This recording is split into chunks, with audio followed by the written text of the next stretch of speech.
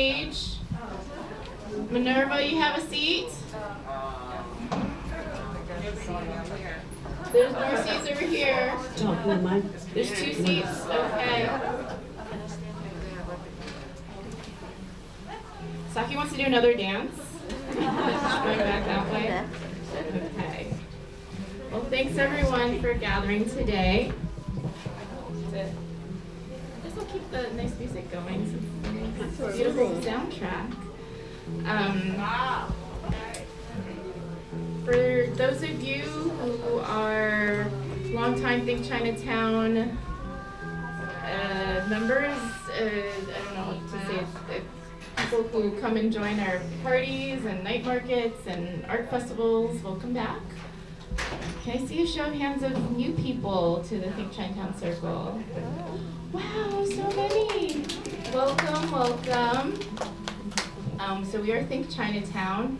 We're a place-based organization, arts organization right here in Manhattan's Chinatown.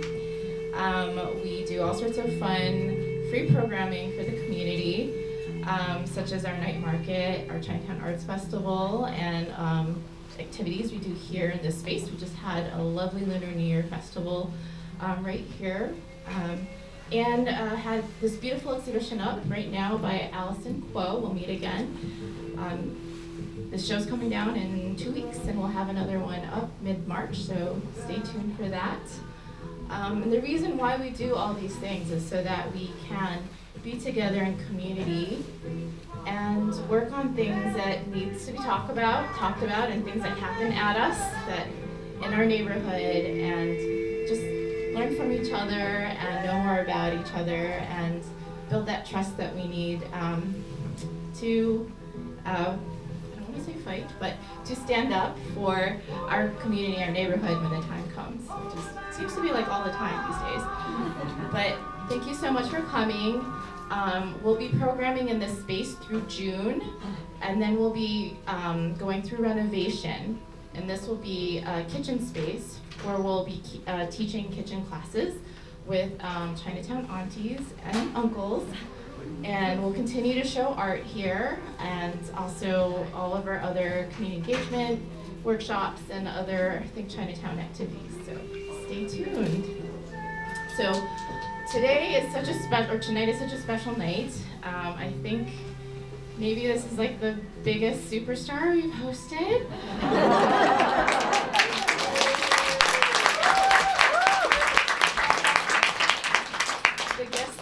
This was the hottest ticket in Chinatown tonight. I was telling her before today. I guess this was crazy. We barely had to advertise. Even before we advertised, it was pretty much sold out. So we're so honored, so deeply honored to have Nobuko here with us. And a lot of the crew from Basement are here. We also turned down the music. And we are so honored because a lot of Think Chinatown's mission is this intergenerational conversation and learning and celebrating about our past. So this is so special for us, and we're so honored to have you here. And the person who brought this all together is our friend Arlen here. We're always happy to hang out with Arlen.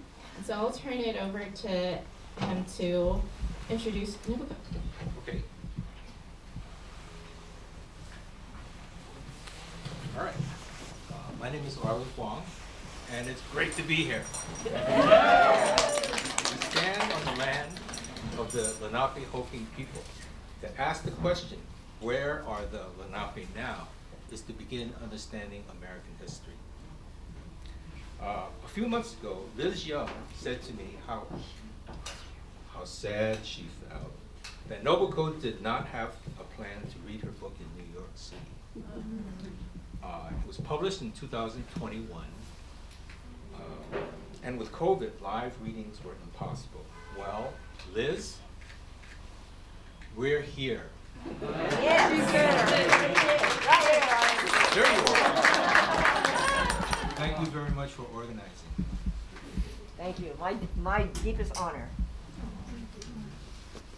It is karma that we are here in Think Chinatown's new store.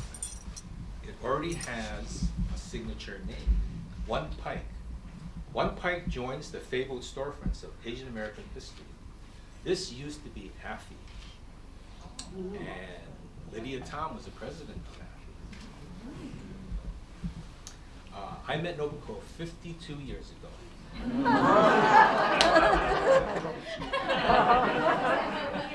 53 years ago, IWK, Iwo-kun,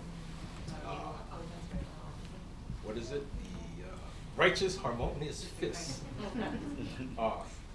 They opened their storefront just about 2 blocks away on Market Street.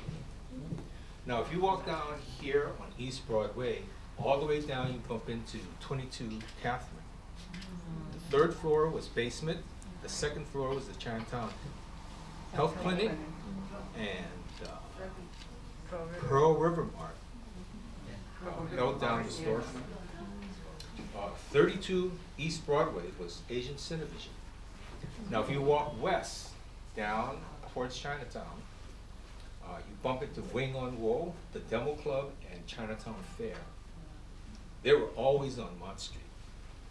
Now, coming up east to the Bowery, you would run into Eleanor Young's Asian American Dance Theater. More east, and you hit Eldridge Street.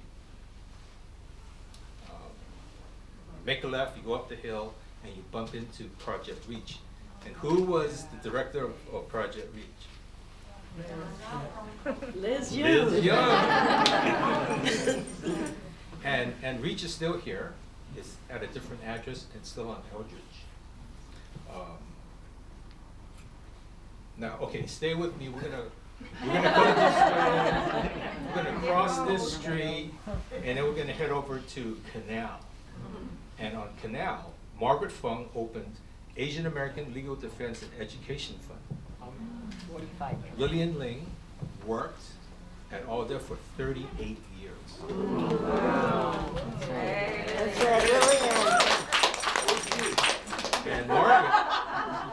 And Margaret continues to be the director at their Tribeca office. Tamia Arai works at CAD, which is on Hester Street.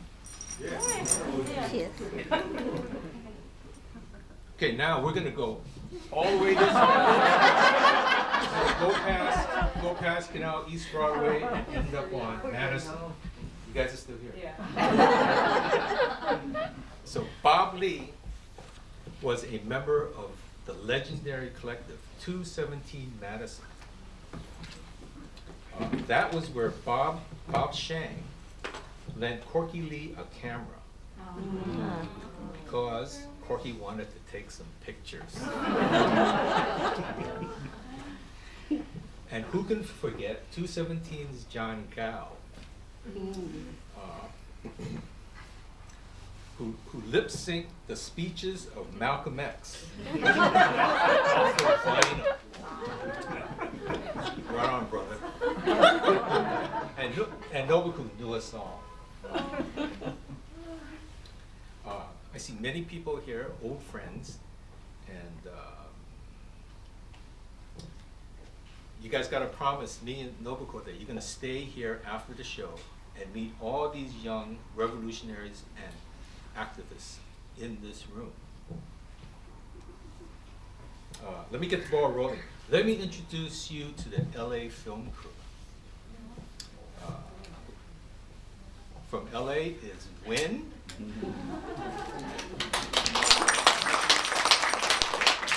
know, her name is Win Win. There's no losing. Great name. We have Frizzly on camera.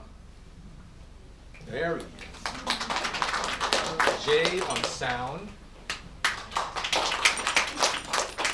And Jess X Snow on camera. So I want you guys to meet Vic Huey. Legendary Chinatown filmmaker. George Chu. It's time for you to pass your baton. Take it. I hope you remember to bring it. Chrisijima. The music of Chrisijima, Nobuko Miyamoto and Charlie Chin lifted the Asian American movement onto a higher plane. We became one community, transcending squabbles and disagreements when they sang. Tonight, we are blessed to have Nobuko read and sing from her new book, Not Your Butterfly. It speaks of her journey. It speaks of her remarkable journey of relationships from Santa Anita horse stables to dance to Broadway, from Black Power to Yellow Pearl, to single motherhood, from Islam to Buddhism, to Great Leap Incorporated, to the journey of the Dandelions, and back to family and dance. Her journey hasn't even peaked yet.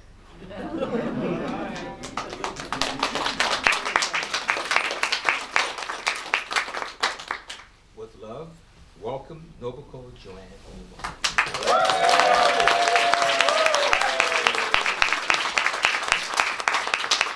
Oh my God.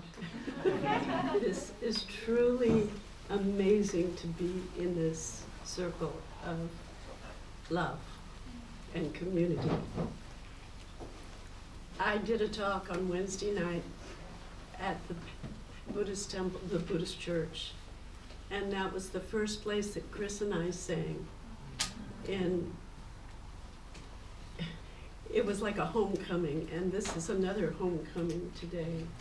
Because before we even wrote a song, we were organizing here in Chinatown. So to have my brothers and sisters, fellow organizers and comrades around me from many worlds actually, because also, you know, from Flower Drum Song, we have our veteran performers here, Virginia, and you know, it's just, there's a lot of life here and a lot of history in this room. And then there's a lot of young people as well who are artists. And this is an art space, so I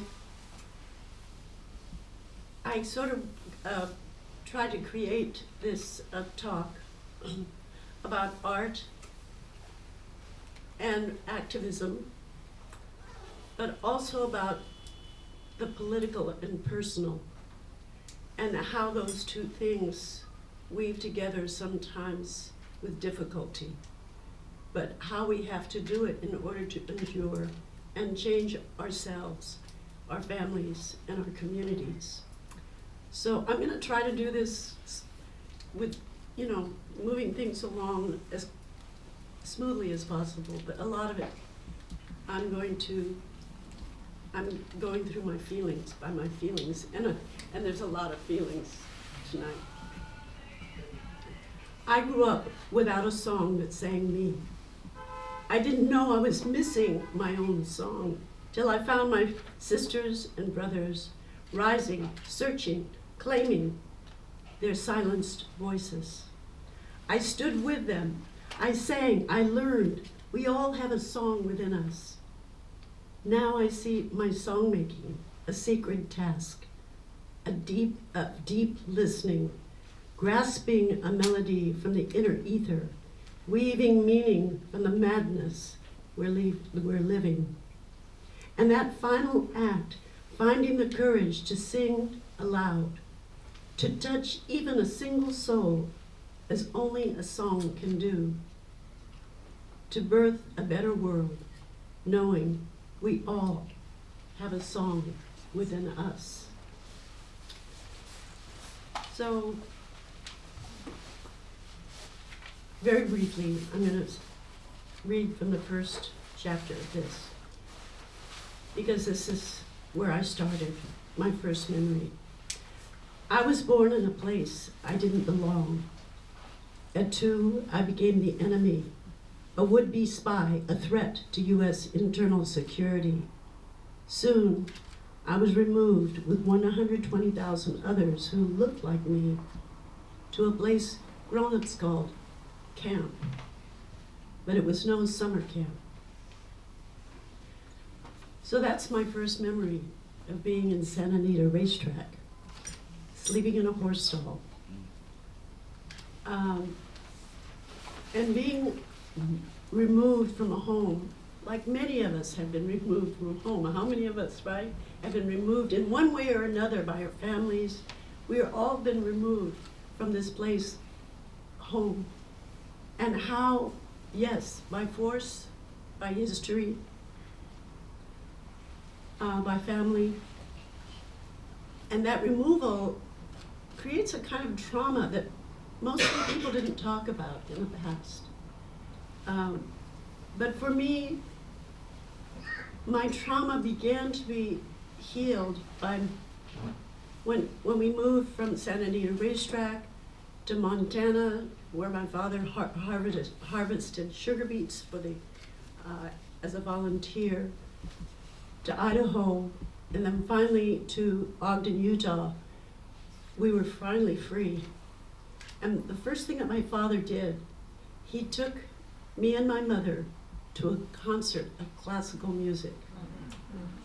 And that changed this lost little girl. And I saw the world of beauty, of power, of passion when I heard that music. And when I went home, I put on my father's favorite records, and I started dancing to that music. And my mother saw me dancing, and my mother was a frustrated artist. She wanted to be an artist, but her father said, no, no thing for woman. So she had that frustration. My father wanted to be a musician, but how could Anise, a second generation Japanese American, be a musician in that time?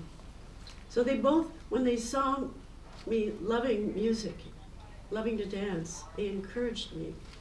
And most parents of that generation didn't do that.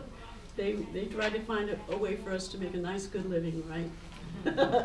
So I seriously went back to LA, and I seriously started to pursue dance. And in ballet, you can't lie, you can't fake, you can't balance unless you're centered, you can't do multiple turns unless you're plumb. There's a technique to building and holding a high extension. It takes energy, physical strength, willpower, mental concentration, determination, discipline, visual perception. It takes strength to appear soft and gentle. It takes rigor. Now there's all kinds of rigor. Athletes need physical rigor to win. Students need mental rigor to learn. Yogis need spiritual rigor to reach nirvana. I think a good dancer needs all three to be able to express emotions, physicalize ideas, and tell stories with their own whole entire being. So, embodiment. Embodiment became, I was claiming as a child, reclaiming something. Dance gave me a chance to have control over my body when I had nothing around me that I could control. And having even a classroom or being on a stage gave me a sense of my own power. So that was the beginning of my healing. Of course, there were no words to define it. But now when I look back, almost 80 years. I started dancing when I was 4. And seriously when I was 7, when we returned to Los Angeles. So dance was my first language. I didn't speak much. I wasn't heard, and I didn't want to be heard. My expression was really through moving my body. And so, but my first sort of wake up was when I got a scholarship at American School of Dance in Los Angeles. and it was a first-class school. My mother, who didn't have a mother really, found places and ways to guide me and allow me to find the best training. And she spent many hours waiting and helping me in that direction. But when I got the scholarship, Mr. Loring, the director of the school, said, in order for you to be a dancer, you have to be twice as good as everyone else. And I knew that wasn't fair, and I knew it was also because it was what I looked like. And how many of you have heard that, right? How many of you have felt that? We've all felt that. We have to be twice as good. We have to prove ourselves. And it was true. I knew the blondes had more fun. You know? I knew they got the jobs, you know, and that in order for me to excel, I would have to be twice as good. And Mr. Loring really made an effort, put me in the front row, watched me, pushed me. He made sure that I was going to have the best training as well. So I became, you know, sort of his project. So my first job was in a movie called The King and I.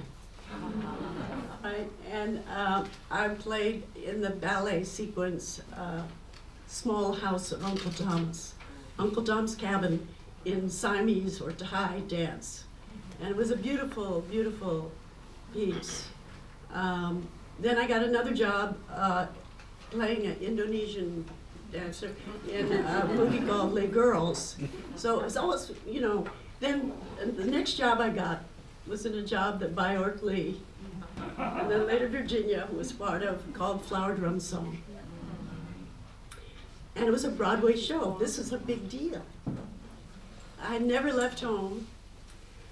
And here I was in New York. So there's two New Yorks for me. There's this New York here that I share with you, and then there's the other New York in the early part of my life that I share with Bjork and Virginia. And but I had another wake-up call in that show. We were singing Chop Suey. It wasn't one of Rodgers and Hammerstein's best. Right.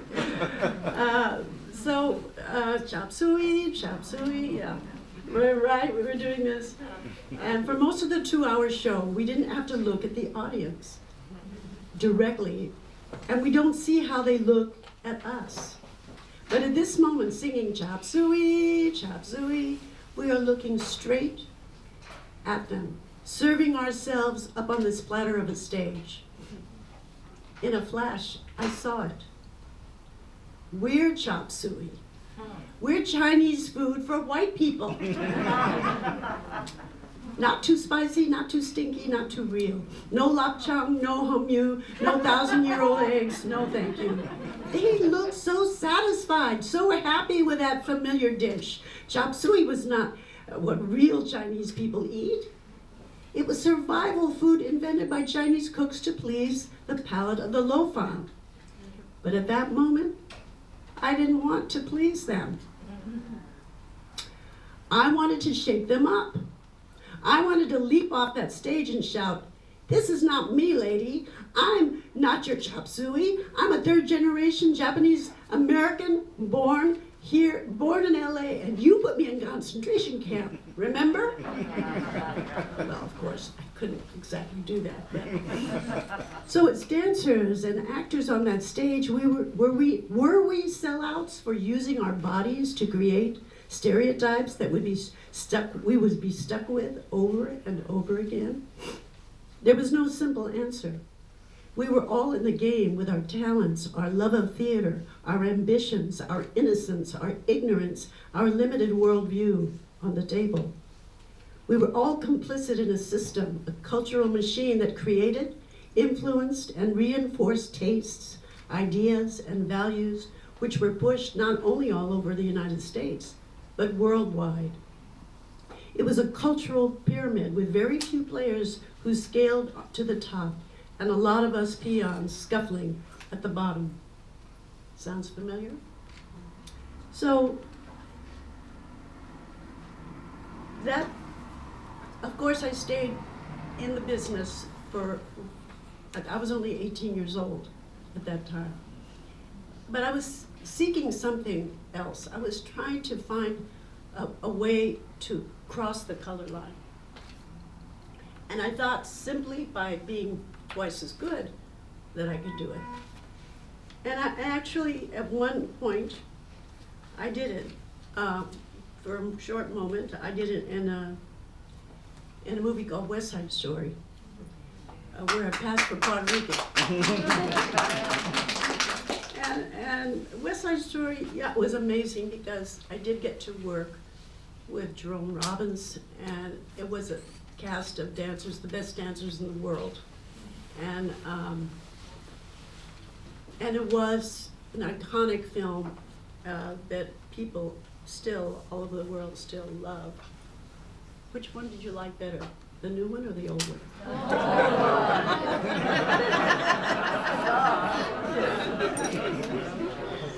But yeah, there was a lot of stuff about West Side Story I wrote about, but I'm gonna just, passing for Puerto Rican in West Side Story left me hungry for more.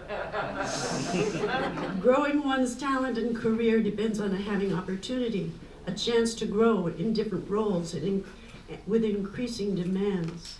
Had I reached the height of my possibilities at 21, I fooled myself into thinking maybe if I changed my name a bit and became more ambiguous, a little bit less Japanese. Well, so for my very first screen credit, I chopped off Moto and became Joanne Mia.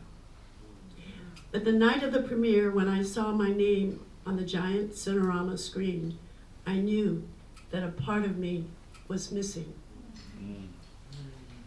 So after West Side Story was really when I started singing, studying singing, and I had a music coach, Deanie Clark, who was from Washington, D.C.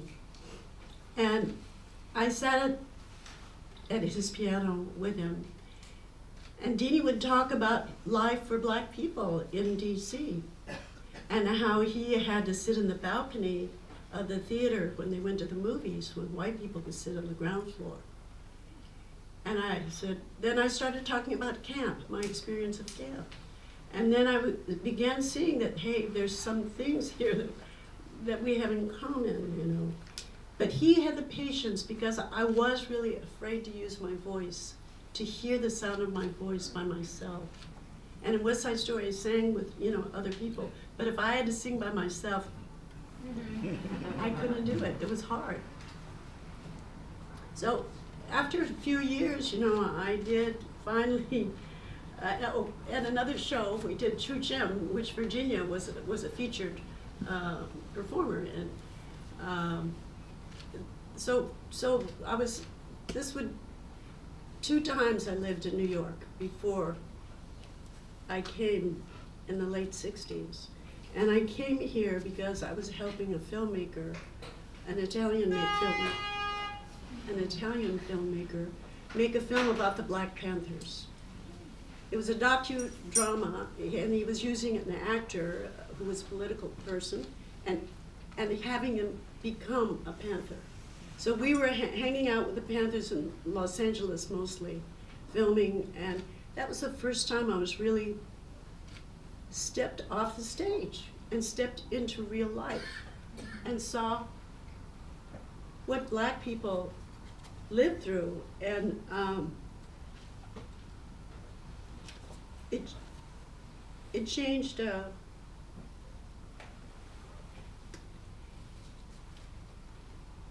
it changed everything for me. It was 1968. It was when the Panthers were being really pursued by the police, and there were people that I met that one day we'd meet and the next day they would be under arrest. So I really, suddenly, you know, I was losing any sense of purpose.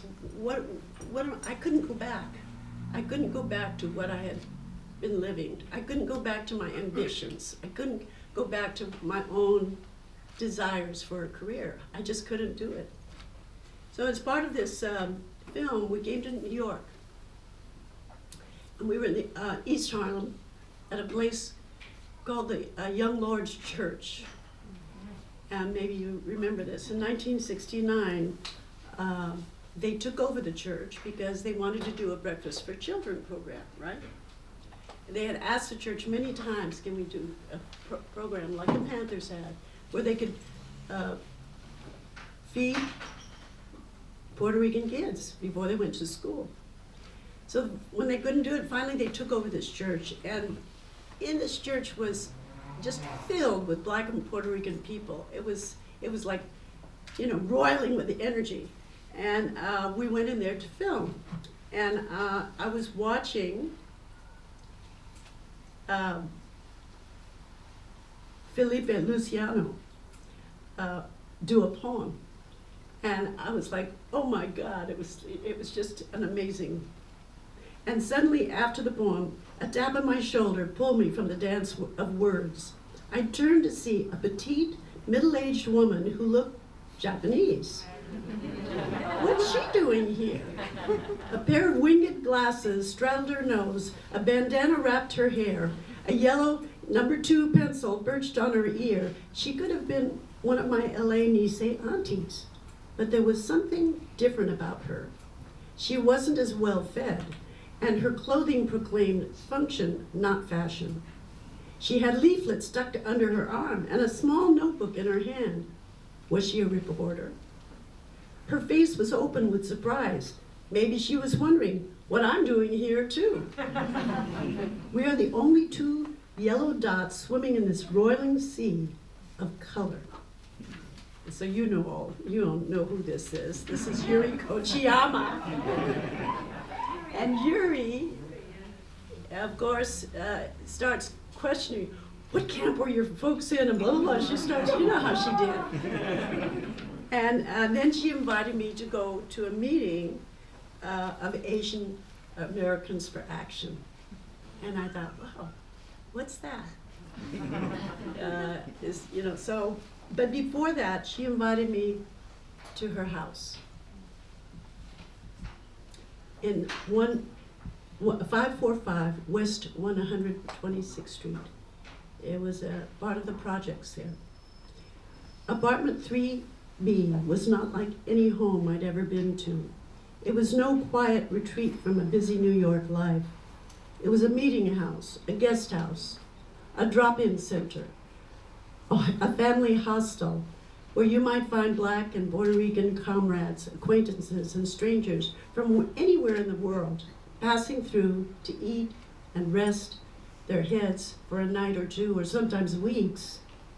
It was beyond comprehension how the Kojiyamas and their 6 children, plus guests, managed to live in that compact 4-bedroom, 1-bathroom apartment. Before long, 3B became my second home. To me, apartment 3B was a movement sanctuary, a place you went to touch the truth. I love sitting at the altar of a kitchen table, layered with leaflets for upcoming rallies, walls postered with images of political prisoners, Free the Panthers, Free Rochelle McGee, Stop the War in Vietnam, Chimurenga, Attica. 3C was a place of possibilities and responsibilities. You had to pay attention to all the injustices in this world, but you weren't going to change them alone. 3B was a crossroads between folks in the Asian, Black, and Puerto Rican movements, and we had a lot to learn from one another. Yuri set a high bar to be an activist. When she, as a Japanese American mother of 6, walked into the East Harlem church supporting the free breakfast for Puerto Rican children, she was saying, we all could do that. We all could do something to make a better world. So that was my introduction to the second New York that I really love. So my brother, Bob, and me, he came to New York and shared a lot of the experience here. And we walked into this meeting of AAA, which was downtown, I think in 34th Street or something, in West the 28th. Garment District. West 28. Huh? West 28. West 28, okay. So something about Asian Americans for Action blew me away. The chairs were filled not only with young Asians, but also with elders, like our parents. They were actively participating and even leading political discussions. Some were family members, like Yuri and Bill Kochiyama and their kids, Eddie and Aichi, Kazu and Takijima and their son, Chris, or Minnie Matsuda and her son, Carl. I cannot imagine sitting in a political meeting with my parents. All Nisei suffered from racial hostility and relocation. My parents were alarmed by our sudden turn towards political activism, afraid we were rocking the fragile boat, while the Ijimas and the Kochiyamas had found a way of confronting their oppression through activism and engaging with their kids in the process. So it's very different. And so going to my first demonstration, so this was really a new experience for me. I was not that political, except being exposed to the Panthers, which just blew me away. And then suddenly to see, oh, Asians are doing something. I had never ever been to a demonstration before. Next on AAA's agenda was planning a demonstration of Asian Americans against the Vietnam War. Chrissy Jima was one of the vocal leaders of the New York demonstrations, as well as the DC mobilization. I remember us busing to Washington and meeting a huge contingent of Asians from colleges and communities from the East Coast. It was the first time I marched with hundreds of my own beautiful brothers and sisters, all around me, black hair flowing, holding signs proclaiming, "I am a Gook," and shouting, "What do we want? Peace. When do we want it? Now." It was a gray, frigid day, but I felt warm and powerful to be seen and heard, shouting my beliefs into the ether for the universe, if not President Nixon, to hear. I was moving with my people, marching through DC's Black Ghetto towards the Washington Mall. In the sea of humanity, hundreds of thousands of people of all colors and kinds. I felt proud and free. For the first time, I felt part of something greater than myself. So, it wasn't long after I joined AAA and we went to this demonstration that Warren Furatani from the West Coast, a leader who was inviting us to come to Chicago for the Japanese American Citizens League convention in 1970.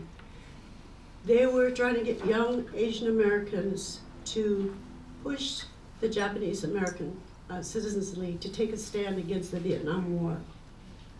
So at first there was a kind of resistance, but then we realized we really wanted to meet Asians on the West Coast to see what was going on.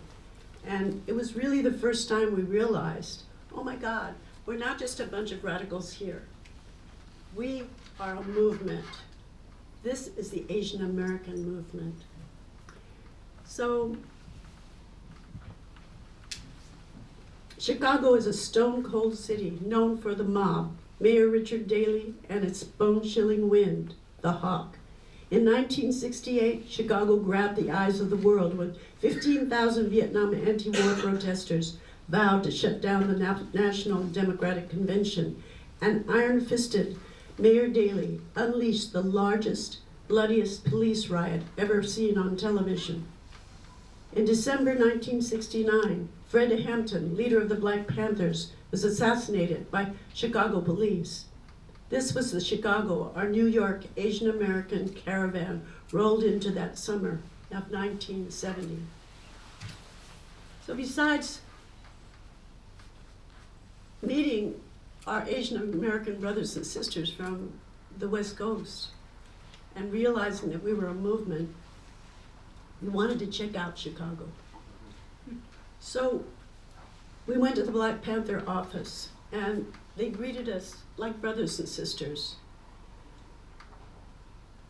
They told us what had happened to Fred Hampton, and we saw bullet holes in the walls. Yet these young Black people were there, still serving breakfast for children. They were still holding the fort. And we were deeply touched by them and went on and walked. We were going back to the church. We were sleeping on the floor of the church, of the Japanese American church there. And we passed a demonstration of Native Americans. And they had erected a huge teepee in front of Wrigley Field. They were fighting for better housing for urban Indians. And when we were walking by, they drew us into their circle. And suddenly, things shifted, and they had small, whatever, we sat in a circle right there in the city. And they drew out their pipe, and we did ceremony. And they told us this story. They said there would be 5,000 years of evil, followed by 5,000 years of good. And that change would come when warriors, all the colors of the rainbow, would come together. So it deeply touched us, you know, that here we were in Chicago, meeting our Asian brothers and sisters, now connecting with the Panthers. And some of our Asian brothers went to meet with the Patriots and the gang leaders. So there was a lot of organizing going on, and deep in the night, after the dishes were done, church tables wiped, talk story dwindled, and most rolled into their sleeping bags. But Chrissy Jima, pulled out his guitar from its funky cloth case. I didn't know he played, and he didn't know I sang. He slipped a couple of plastic ring-like picks on his thumb and index finger and began plucking some stray notes. Not hunting for a melody, his guitar looked like he'd played it plenty. It was a bit scruffy, like Chris himself. Y'all know what I'm talking about. It wore his scratches and scars, but it was in tune, and its nylon strings had a mellow sound. He wasn't performing, just cooling down after the steamy day, unwinding the many strings and strands of life we'd wandered through, but not trying to make sense of it. It was too deep for that. He pressed his eyes closed, drew the day into a sound, and found a rhythm. His thumb plucked a bass line, index finger flicking a chord. He kept working it until it had just the right feel, the right groove, the right pocket. The words began first as a mumble, then flowed with ease through his bearded mouth. You've got to hear a song sung to know it's a song. Every day I can hear it like a heart that beats. It's the people's spirit. His voice wasn't forced or imitated. The blues were naturally embedded from layers of listening to black music, the likes of Howlin' Wolf, and wearing their pain and struggle and hope that forged their music. But Chris lent his own sound to it. The brother could sing. He was making a song right on the spot. I'd never heard an Asian sing like that. To me, it was yellow soul. Every day, as the beat gets nearer, the people move, and the beat gets clearer. Fred Hampton talked about the people's beat, to ignite his people. This song was a way to keep the flame burning and spreading without trying. Without trying, I found my voice flowing with Chris's. It was so easy to sing with him. It was natural. I was a harmonizer. In that moment, we were tuned into each other, the same energy, the same story. And we're gonna keep on going. And we're gonna keep on growing, growing on. After a while, the song was feeling pretty good, and Warren decided that we should sing this song, The People's Speed, the next day as part of the presentation about the Vietnam War. So that's how we stumbled, literally stumbled into creating our first song. And when we sang it to our folks, it was the first time to sing for our people. And the young activists sitting on the floor, the elders in the back, dressed in their suits. We looked pretty scruffy, I think. But something happened, and we realized this was the song we never had.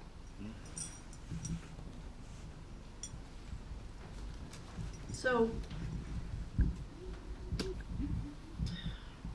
it wasn't a great song, but it came at a moment of intense awakening for us as Asian Americans.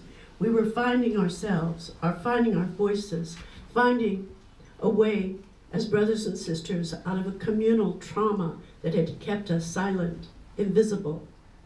It captured the spirit of a moment in a way nothing else could, with a song. And like most things that profoundly change your life, you don't make it happen. It happens to you. It was the song we never had, the song we never heard. It was our song. Chris and I were just there to deliver. So the next day, in the hotel where we were staying at the Palmer House, I think it was the Palmer House in Chicago, one of the young sisters, Evelyn Okubo, was in her room, and some stranger entered her room and slit her throat. Her roommate went up looking for her and also got her throat slit. So we knew that this tragedy was Chicago's hawk that blew its icy wind through our lives. The authorities claimed it was a robbery. The killers, two black men that Mayor Daley's finest somehow never caught. We were left wondering, was it a random act of violence? Was it a hate crime? Was it a threat, a warning to sever our ties with the Black Panthers? We would never know the truth. Fred Hampton was Panther's sacrificial lamb. 17-year-old Evelyn became ours. With this loss, our innocence was sacrificed, our commitment tested. We wept, but we did not run. We stood closer now. Our tribe was bound in blood. We were the warriors of the rainbow, and this had to be the end of the first 5,000 years of evil. So that changed even the nature. Here we had this joyous moment, but then we also had this reality moment of what we were really up against and what we were a part of. So we wanted to go to the West Coast. Chris and I, we saw the power of the music. We wanted to see what was going on the West Coast. So we came back here, and I lived at that time at 52 West 91st Street, between Columbus and Central Park. And we went and we started woodshedding, and we wrote maybe 5 songs. And we learned a few other songs. We decided we wanted to do a concert and raise enough money to get ourselves to California. So that's when we did the concert at the Buddhist church here. And we raised just enough money for 2 one-way tickets to California. And so it was the beginning of us being troubadours, really. We started touring, and we were seeing what was going on the West Coast, bringing those stories back here. We were touring also on the East Coast, and it was easy to move around because it was just, 2 voices and a guitar, and later joined by Charlie Chin, then it was 3 voices and a guitar, 2 guitars. Very simple to set up, very easy to move around, not expensive. So it allowed us to do something that was, to really test what a song could do. And it was really a way of gathering people. It was a way of calling people together to raise not only people's spirits, but also consciousness. I'm sorry, I'm rambling around here a little bit, but so it was at that concert at the Buddhist temple that 2 people went outside. I just heard this story recently from you. That you and Rocky went outside and decided you had to do something about it, right? It was Rocky Chin and Terry Dofi. Terry Dofi. And decided, what can we do to bring this music, help to bring this music together? And what had happened was this, Yellow Pearl, which was the title of one of the songs, Yellow Pearl. And one, sorry.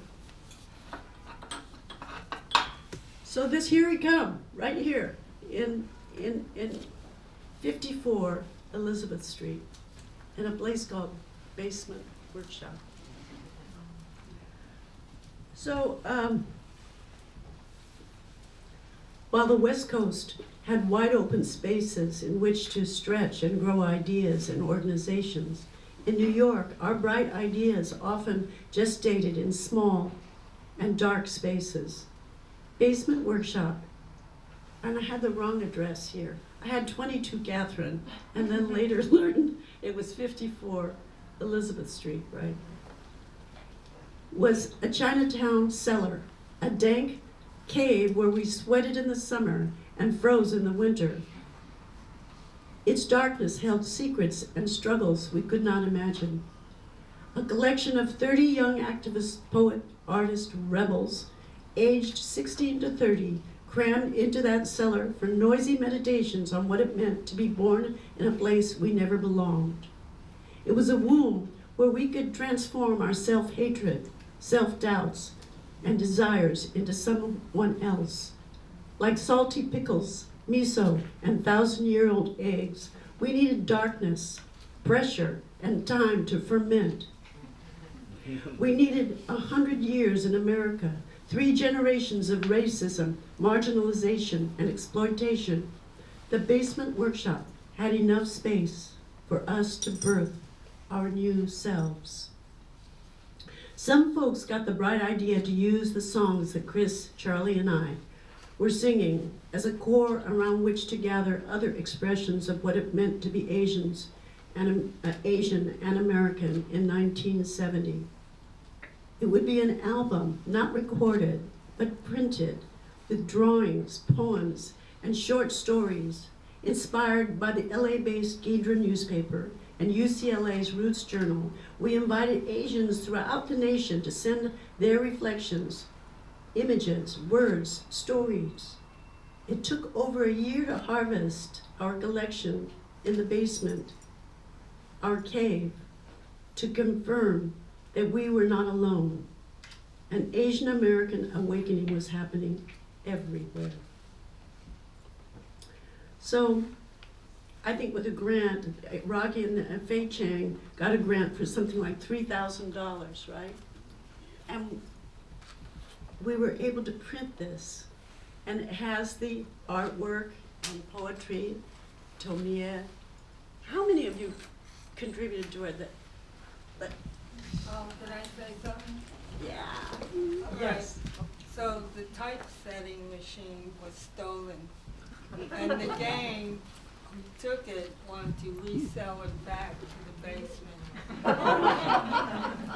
But since I worked for the city and we had the same machine, I had to type on the side without being, noticed. So all that text, Oh my God, you sent that text. yeah. So this is,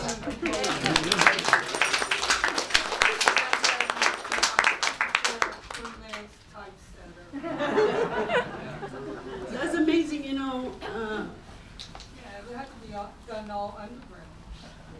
I mean, I worked for the city under Mayor Lindsay. And the graphics department with these Harvard, MIT graduates, running around project managers, urban renewal, and all that kind of stuff. thank you for that. So part of the fun of being in the movement and making projects like Yellow Pearl was that we had no roadmaps or recipes. We were learning by doing, creating as we went along. We were open to work, to struggle, to finding solutions together. It wasn't an exclusive club. The door was open to everyone who wanted to join. Money didn't seem to matter. If we believed in something we wanted, and we wanted to make it happen, somehow we figured out a way. We were discovering how, as activist James Boggs described it, to make something out of nothing. What we learned from that chaotic, creative moment put many of us artists, organizers from the East and West Coast alike on a life path to use art in a multitude of ways, to see ourselves and transform the world around us. It was like someone let the genie out of the bottle, and not one, but many genies came bursting out. And there was no putting us back. And that's where this was born. That's where this place was born also, in that very, and many places like it. So in here, Los Angeles, San Francisco, in that moment of awakening.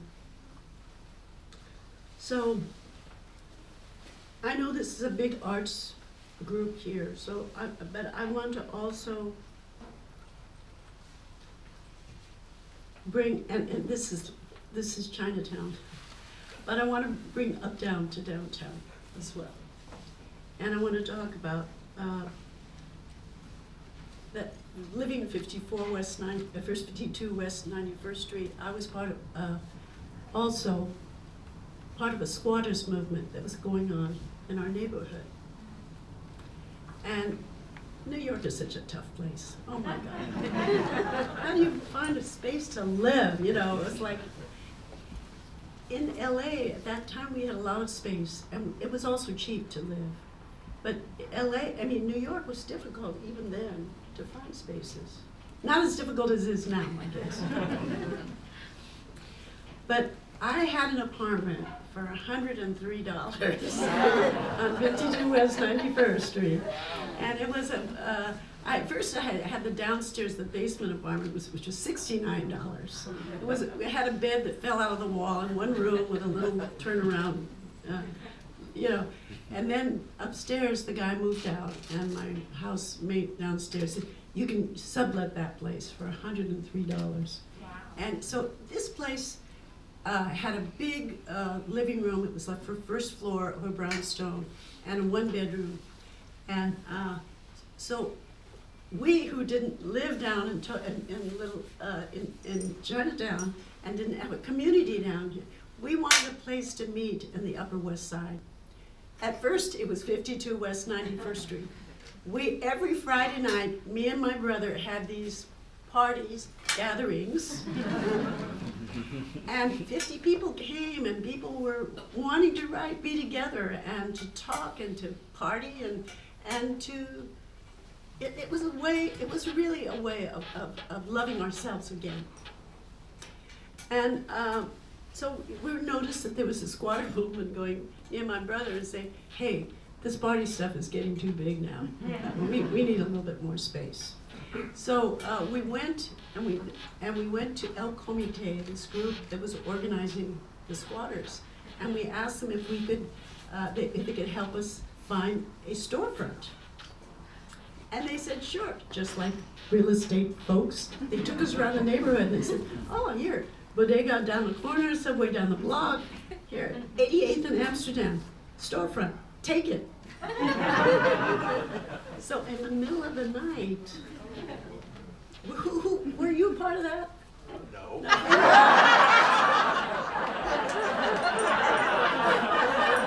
Tomita, were you part of that? You weren't. Who was? There must have been somebody else who was part of that. Well, anyway, Chris was part of it. My brother Bob and Eddie Kochiyama. There was a bunch of us, and we were scared we were going to get arrested, and they helped us tear the boards down from the front of it. You know, we cleaned the place up. We got the walls down to the brick. It really looked nice. And we waited for the police to come, and they did it. We were very proud of ourselves. And we were looking for a name. We wanted something strong, something revolutionary. And we remember that phrase that Malcolm X said, chickens come home to roost. That was the name of our storefront. Chickens come home to roost. So we thought, oh, great. But then El Comité would call us up and say, hey, can the chickens come and help take over the building? Can the chickens come and sing for us? We became El Pollo. So, anyway, we took over on the corner of 91st and Columbus, this brother, Jim, wanted a coffee house. We had a lot of different things going on in the neighborhood. We had martial arts, we had learning Spanish, we had a lot of things going on. But he wanted a coffee house. So he and my brother took over this space, and they, you know those big spools where they put the wire, they would steal those at night from sites, and the urban removal, they call it urban removal sites. And they got these tables and they painted the tables different colors. And so we called the place the Dot because it was the circles. And then they invited people musicians from Cuba and Dominican Republic, Puerto Rico. It became known as a hot place to play in New York. And so we got to hear Nueva Canción, these songs of the struggle of different. And so Chris comes over one day, he comes over to 52 West 91st Street, and he says, I got an idea, we gotta write a song in Spanish. So, okay. So anyway, my roommate, Aida Quascut, helped us create the song. Nosotros somos asiáticos y nos gusta cantar para la gente. Hablamos la misma lengua porque luchamos por las mismas cosas. La lengua de libertad, líricos de amor, canciones de la lucha, la música del pueblo. Oh, oh, oh. So.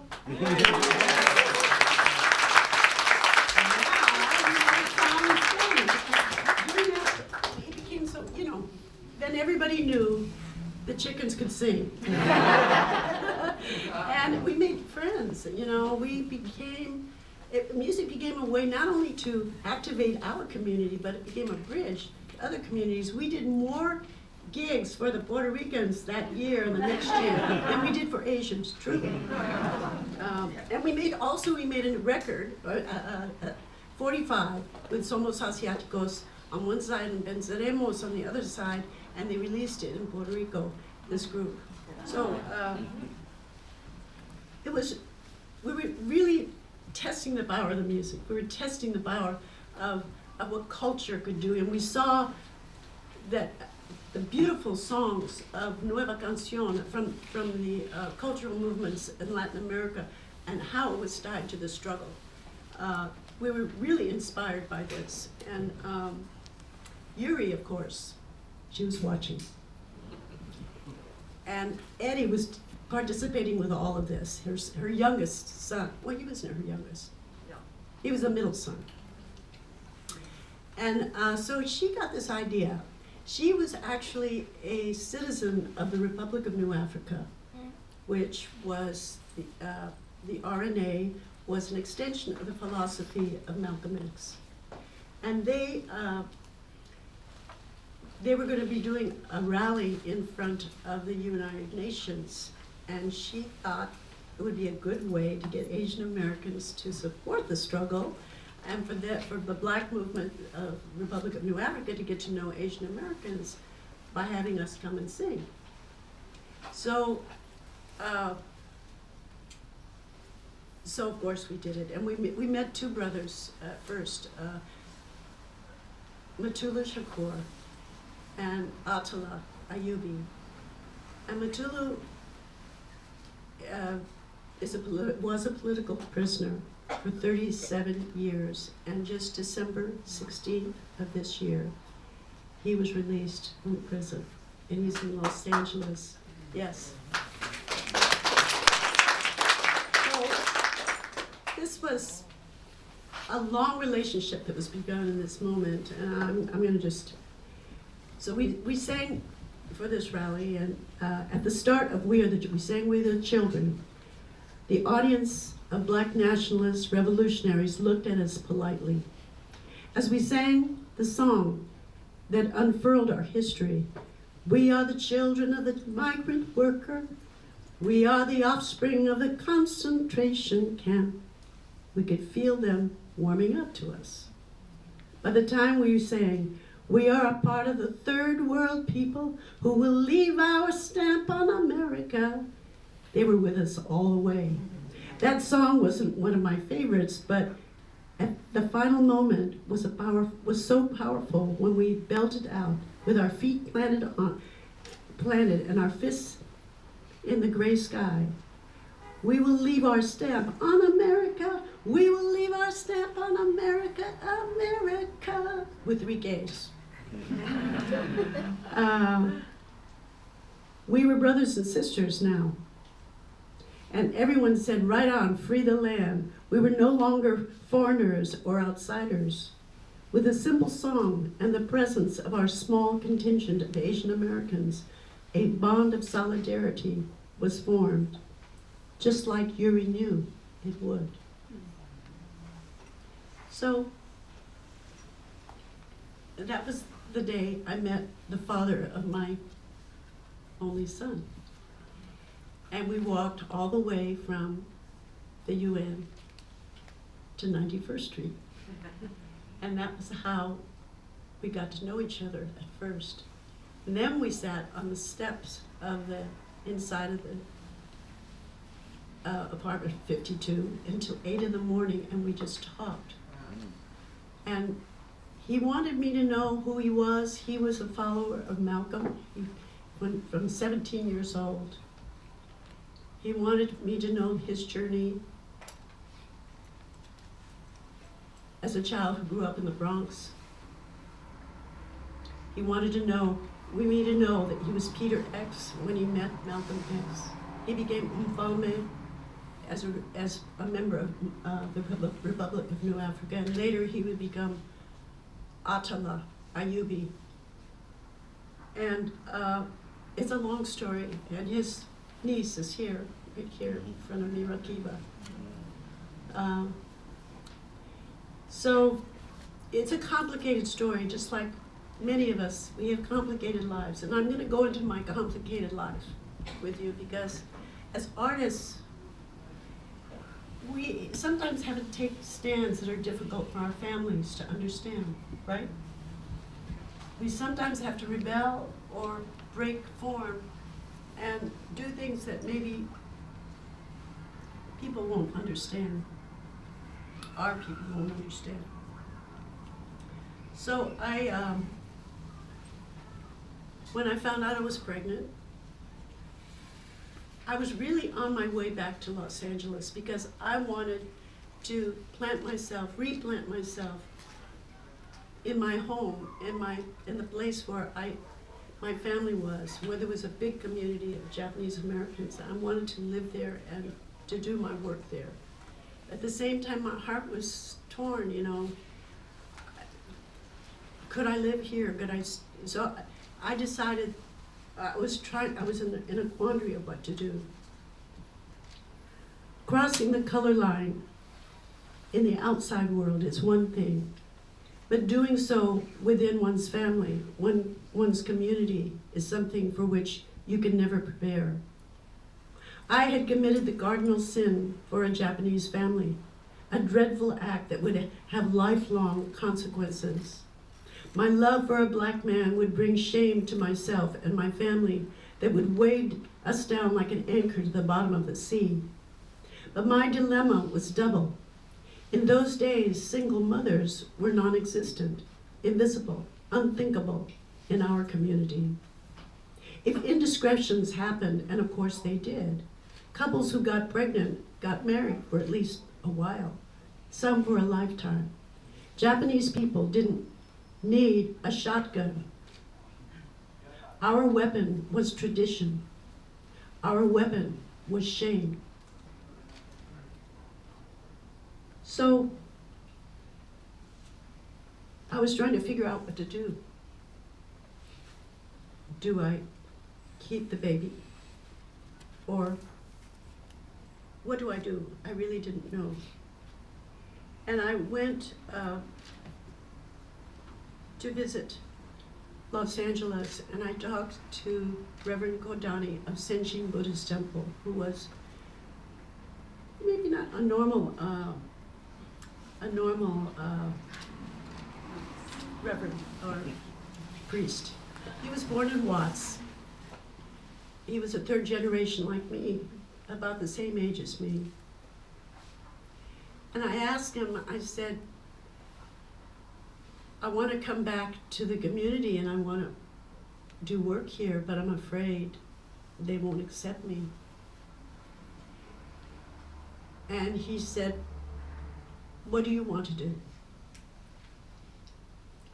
What do you feel you should do? And I said, I don't know, I feel like I need to do this. And he said, don't go against your feeling. He said, they'll talk about you for a while, but then you'll be just like everybody else. So I took his advice, and it gave me the bravery, the will to do this, but telling my mother and my father was really hard. And there was no easy way to deliver my words, no way to soften, no use trying. I'm going to have a baby. The father is a wonderful person. I'm happy. I'm in love. Mom, he's black. My mother heard each word like knives cutting through skin, cutting through bones, through wishes, through dreams, her fearful heart. My first impulse was to say I was sorry, but I wasn't going to apologize for this baby I already loved. This was my mother, who had supported me, who gifted me with her efforts, her time, her insight, her love to achieve my dream, her dream, my dream. I wanted and needed her most of all to understand what I was going through. This was the hardest decision of my life. I wanted the miracle of her acceptance. Her next words were, "What will people think?" It was a pronouncement that came from a deep tradition that kept people, for better or worse, in their racial, social order. What will people think was also in my DNA, but something more important was driving me to cross beyond it as an unspoken dialogue with my mother unfolded. What would people think? I'm a failure? You're a failure? Do you think they'll think it's a shame, this Japanese woman with this black man? Why is it a shame? What are these people thinking? Why do they think this way? What do these people know anyway? What do they know about the mystery between two people? What do they know of the hearts and minds of two people? It's not just black and white or yellow. What about the blues? The teals, the indigos, the saffrons, the violets, the verdant greens. They only see the outside.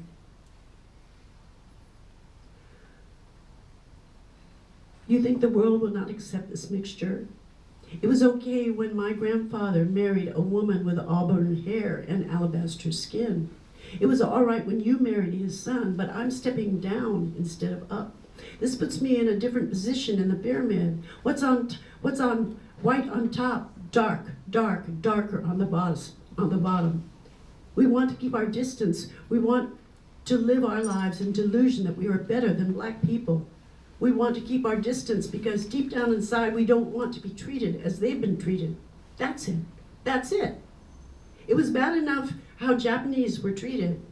Now, my baby child will bear an even heavier burden. There is racism in my people. There is a caste class system. But what will get beyond that? Maybe she's trying to protect me, but she can't. She can't understand I'm ready for the joy and the pain. My child is not a burden, it's a gift. My heart was pulling her. I wanted her to cross over this wall that divides, this line of color, this senseless construct that limits our humanity. It's just a wall of people's thinking. It's not made of stone or wood or concrete. You can walk right through it if you want to. Make it disappear with what you're thinking or not thinking. Mom, please, cross that wall. Cross that line. You can do it. But at that time, the wall inside her was too high. But the day I came home from the hospital, she was there with a big pot of chicken soup. And she claimed him. She somehow, in that 5 months that I didn't see her, resolved it in her heart. And when she saw him, she knew that that was her grandson, and she helped me so much. So what happened is that Attila and Rakiba told me that she didn't know the story because even in the family, in Attila's family, these things, much trauma had already happened in this family. And Attila got killed 10 weeks after Kamal was born. He got killed because he was working to create a mosque in the name of Malcolm X in Harlem. And he went to Brooklyn to a meeting and 4 people got killed. He was protecting his imam and he got killed. So 10 weeks after Kamal was born, I came to New York. And I brought the baby, I brought Kamal to the Jeffries family, to his grandmother and grandfather. I needed Kamal to be in the family And I think at that moment, the family needed to come out. And every year, we would return and make our pilgrimage so that my son would know who his family was and why his father sacrificed his life to make a better world for his children. It's a much more complicated than that, but I'm giving you the simple version. You have to read the book in order to...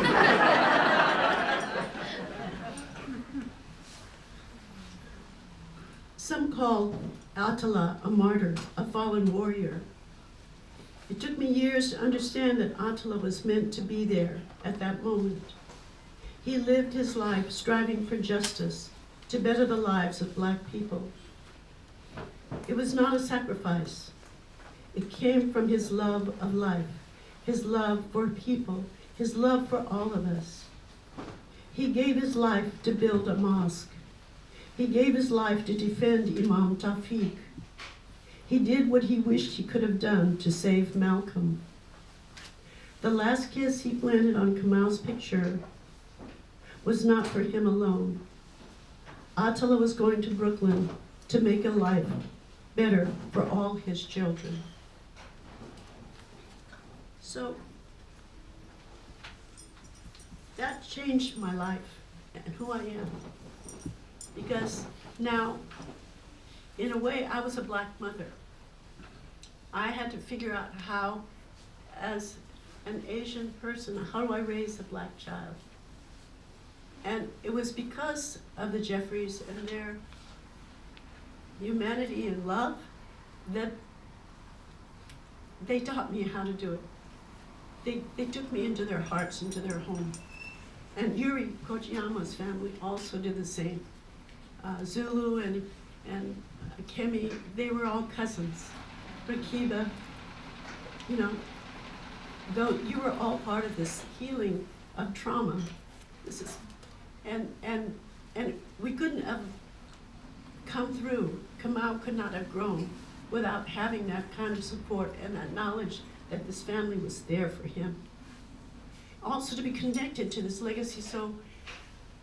So Tuesday night we went together to the Living the Legacy for Malcolm X that was done, and I didn't realize until I was sitting in the center, Malcolm X and Betty Shabazz Memorial and Education Center, that was the very place where Malcolm had been killed 58 years ago.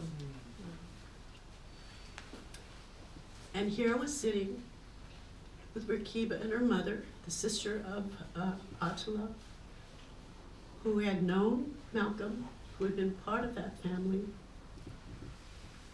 and realized that the full circle, this time was really a full circle for me to come here and to be able to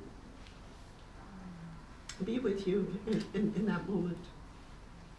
So all of us are, all of us are in different ways are trying to resolve our traumas, our separation, our sometimes breaking with our families, sometimes to do what we need to do. And that's the reason why I share this with you, is because as artists, as community members, as people who are pushing for change, we have to sometimes do crazy, hard things in order to grow and to change the world around us, our families around us, our communities around us. So I was lucky. What time is it? Okay, I'm not going to be able to get through everything, but I was lucky because when I went to Los Angeles, Reverend Moss, who was the one who told me to follow my heart, he offered me a place in the temple to teach dance. And so I went back to dance, my first language.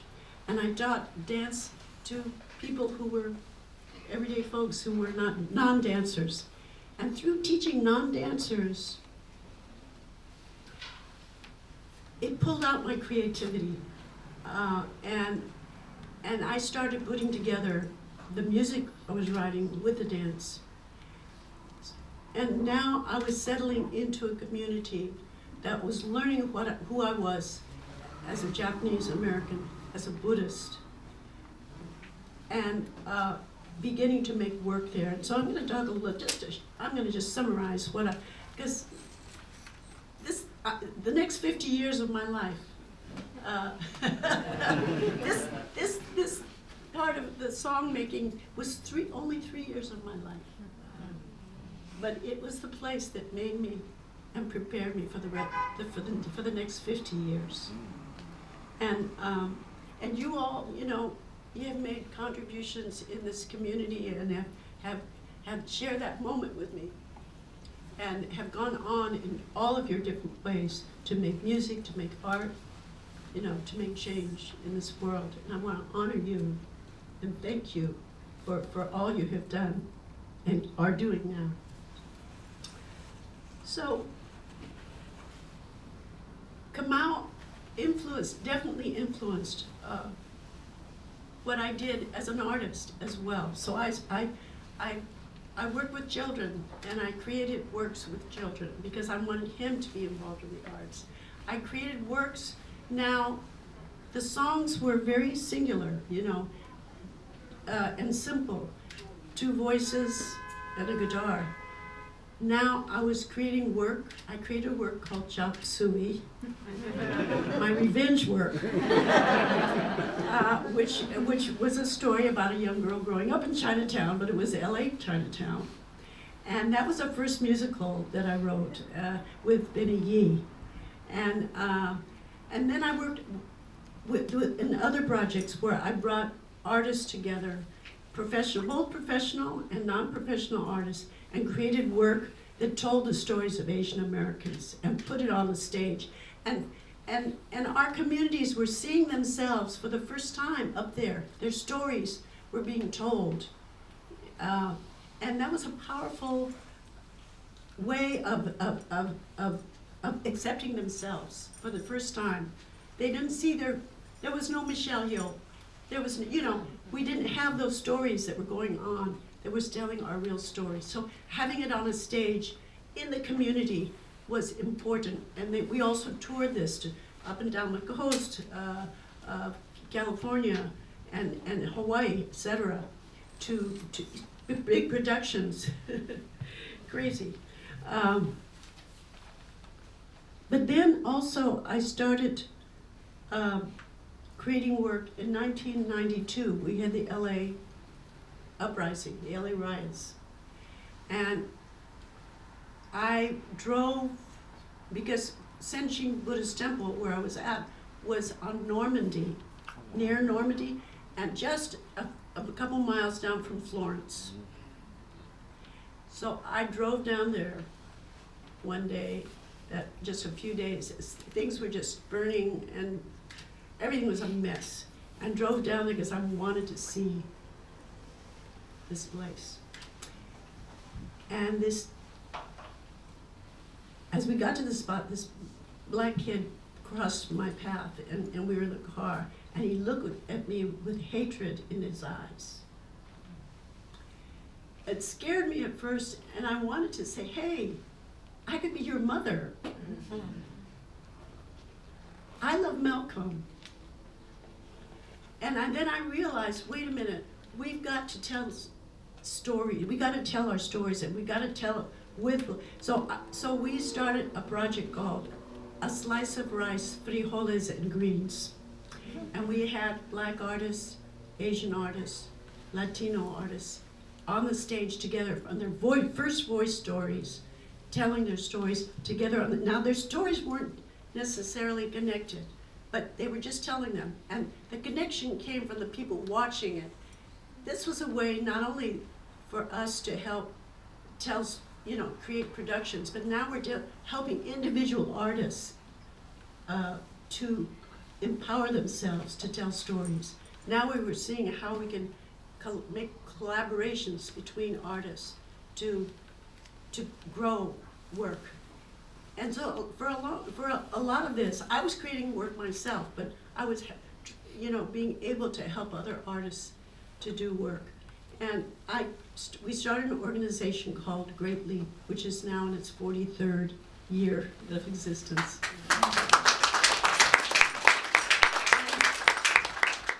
And so this is what a community artist is. I wanted to, because some people say, what's a community artist? You know, one is that we don't make money. That's a prerequisite. We're not famous, we don't get the, you know, but I tell you that I have learned more and we've been challenged more artistically as a community artist than any time I was ever working for somebody else. So then I began, we performed this Slice of Rice for Lilies and Greens at Northridge College, and this Vietnamese student came up to me and said, will you do a workshop for us? You know, we're a club o' noodles, we're Vietnamese. And I said, okay. So this one little workshop turned into a year and a half. And I helped a group of Vietnamese students. I trained them. And I realized that a lot of them couldn't speak English very well. So I said, wait a minute, so they can't hold a monologue. How are they going to tell this story? So we did a lot of physical work. And through embodiment, through them beginning to be relaxed enough to, and collaborating and weaving their stories together, they were able to perform and create out of, it's called now, what is it called? Oh God, I'm having a, I can't remember shit moment. Anyway, they created their own, they were able to tell their own stories. Devised theater, that's what it's called. Devised theater, right? So I was developing my own technique on how to use body to begin to tell a story. And chorus line, that's the idea of chorus line, also dancers who had stories. So we were doing this on a community level. And they created a beautiful piece called Laughter from the Children of War. And they toured this piece, and they did it in University of Massachusetts and created other pieces as well. I've done residencies with a Cambodian community, Hmong community in Minneapolis, and to help people tell their own stories. And so the individual artist, the songwriter, and then there's, you know, creating within a community settings is a whole other level of creation. And it's just, to me, it's just as important. And I think we need more artists. Thank you very much for creating a space to have artists create for the community, within the community, and being seen by the community, having spaces and creating spaces on the street and celebrating the fact that we have artists here. We have stories, we have music. And music, of course, is usually the core of everything I do. And Derek Nakamoto, my musical director, is over there. And we've created many pieces together. But I'm involved now in a festival called Fandango Bon. Fandango is a form of music and dance from Veracruz, Mexico. And I had been writing Obon music, circle dances. You know what Obon is, where people dance in a circle to remember ancestors from the Japanese Buddhist tradition. I had been writing songs in that tradition. And then I found Quetzal Flores, who had been working to spread Fandango in the United States. And what they did, he took me to a class, and they have us make a circle, playing these small guitars called jaranas, and they play around this platform, and the people get on the platform and use their feet as the drum, and they sing. They make songs up. Maybe the most famous Fandango song is of this tradition is La Bamba. So when I saw this, I said, oh, we have something similar to that, but we dance around the platform, the Yagura. What if we put Fandango and Obon together? And Quetzal said, yes. So this is sort of my latest project, and it's about participation, because democracy doesn't work unless we participate. come up, and the arts has always been a way to elevate certain people and make other people look up at them, right? But in this case, we're trying to get everybody on the floor to dance or play music. And so it's been 10 years now that we've been doing this festival in Los Angeles, and so I'm gonna end this, and so that we can have a little time for Q&A. That we're continuing to do the Fandango Bon Festival, and now it's not just Mexican and Japanese community. We have African element in it because Fandango also in Veracruz is across from Cuba, and so African influence is very strong in the music as well. But so we have a West African dance. We also, my son Kamau is a Sufi, and Sufis do the Sufi, the whirling dervishes. So, but they do hadra, this where they chant, and we can also including that in, and the possibility of including other folk forms that have people participate fully in a circle. So circle has become really important to me, and I'm glad that we're in a circle here, because that denotes oneness, right? So I'm just going to end with this. In an age in which most of us spend too much time observing the world through our rectangular devices, to step into the circle of Fandango Bon is a potent communal act. In this circle, we reclaim our power, our creativity. We make music with our own hands, our own voices. We circle the earth with our feet and remember we belong to it. In this circle, everyone is equal. Everyone is seen. Everyone has a place. In this circle, there are no borders, no us, no them. There's plenty of room for more circles. In this circle, we weave many roots, knowing our diversity is our strength. In this circle, we are enacting a world we want to live in. We are enacting a world we want to live in right now. In this circle. In this circle. Thank you.